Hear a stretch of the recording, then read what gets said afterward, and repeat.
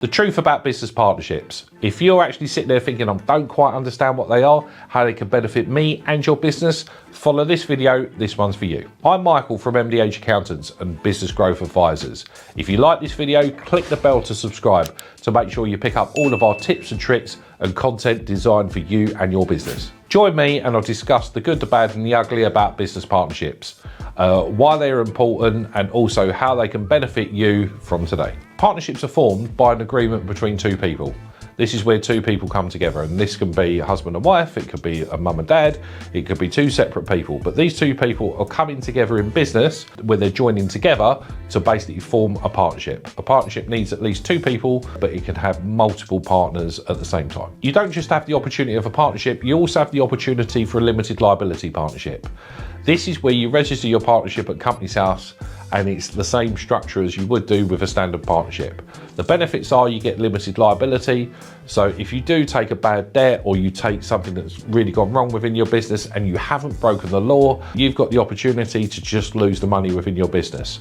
Now, from a lot of clients that we work with who can sometimes be slightly risk averse, this can be really attractive because it will protect a lot of your personal assets. It's well worth doing. The downside of having a limited liability partnership is you have to file your information at Companies House so people can see stuff and it is visible. So that's something to take into consideration. Legally, you don't have to do this, but we always recommend for all of our clients that are in a partnership is to have a partnership agreement. This partnership agreement is the rules that you've got between you both, which is how you run your partnership. So you're looking at basically what happens if potentially one of you passed away, what happens if you have a falling out, what happens with key decisions, and you can basically build out the rules of your partnership.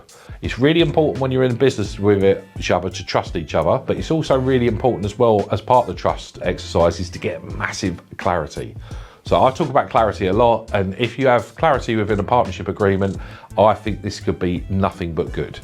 What tends to happen, partnership agreements come into their own, is if you fall out with your partner. Now, if you're all getting on well, decisions are being made, everything's easy and everything's there, they're less important, but they also help you guide on key decisions because it's easy for businesses to go off in different strategic directions. And what you want to do is bring yourself together so you're keeping online so you're getting towards your main goal. So your partnership agreement can be as expansive or as basic as you would like. What to consider before getting into a partnership? One, you get into a partnership with another person. So you need to make sure you two together are going to elevate each other, because who wants a nagging partner that's like in their ear all the time in a partnership? You're there to make both of you better. Sometimes that can help with complementing skills. You may have someone that's really strong on finance and someone really well on sales and they blend together, but it doesn't matter. All you need to do is make sure that you're fighting towards your common cause, your business is building, and you're not holding each other back. And that comes through honesty, that comes through trust, that comes through understanding, and that comes through having really clear goals. And when you have clear goals, you both know what you're going towards, and you don't want to be basically going against each other, because if you're going against each other, you're just going to hold yourselves back instead of cracking on and building your businesses with two of you together. In that situation, you'll probably be better off being on your own. Financial reporting for partnerships. So if you've got a standard partnership, you will do a set of partnership accounts, and that needs to be attached to a partnership tax return. That partnership tax return needs to be submitted to HMRC, and the share of the partnership profits will go on 1, 2, 3, 4, 5 partners' self-assessments. So if you've got a 50-50 partnership and you're earning 100 grand profit, that'll be 50 grand each. So you need to make sure when you're actually completing your accounts that you keep in mind that if there's two partners, you're gonna have 3 tax returns to do. One of them's gonna be a partnership tax return, and there'll be 2 individual self-assessments for both of the partners too. If you're LLP, you'll need to make sure that you file these accounts at Companies House and make sure that they're compliant with the Companies Act for LLPs, and also there'll be a partnership tax return and 2 or more self-assessments on top. The thing to bear in mind is with an LLP, there's just extra administration, and the plus side of that, as I mentioned earlier in this video, you get limited liability. Profit shares and salaries. The one thing that I find advantageous with a partnership is you get to a profit that you're able to divvy up, and you can allocate partners' salaries to how much work they do. So it can be quite common in a partnership to have a silent partner and one person doing the work. So you can allocate an element of salary to that partner on the first round of divvying up the profit. Then afterwards, whatever profit's left, you can then allocate that to the shares that have been agreed within the partnership.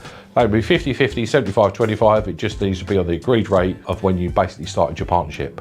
Now, I get that these can change, but on a regular basis they don't. People may buy a bigger percentage into the partnership, and that's okay. What you've got an advantage of is if you've got one person doing more work, you can allocate a lot more profit to them, a lot more cleanly, a lot more easily, a lot more freely, as long as it is genuine and what has actually happened. Now, I hope this video's really helped, but if there's any questions that you've got, my link's below.